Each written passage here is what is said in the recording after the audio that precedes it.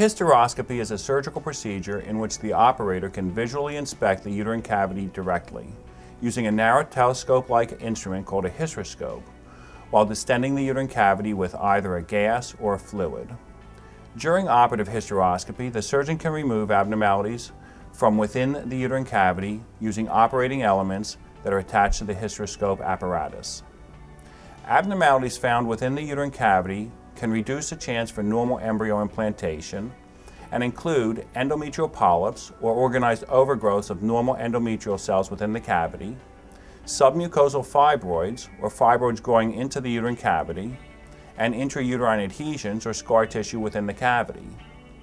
If abnormalities can be identified and removed from within the uterine cavity, then there may be an increased ability for the embryos to implant normally, which may result in improved fertility. Different types of hysteroscopes have different abilities. Diagnostic hysteroscopes can simply look inside the uterine cavity, but there are no operating elements.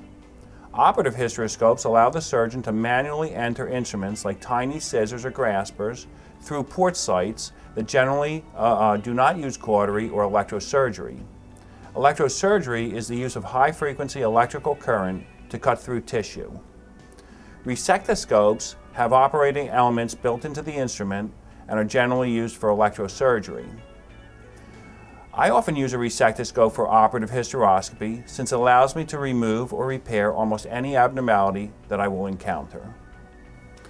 I prefer to use a bipolar resectoscope rather than a monopolar resectoscope since the bipolar resectoscope uses normal saline solution for distension media and the exposure to electrical current is highly localized to the site of surgery. Both the monopolar and bipolar resectoscopes are able to perform complex operative hysteroscopy, but the bipolar resectoscope is a far safer instrument.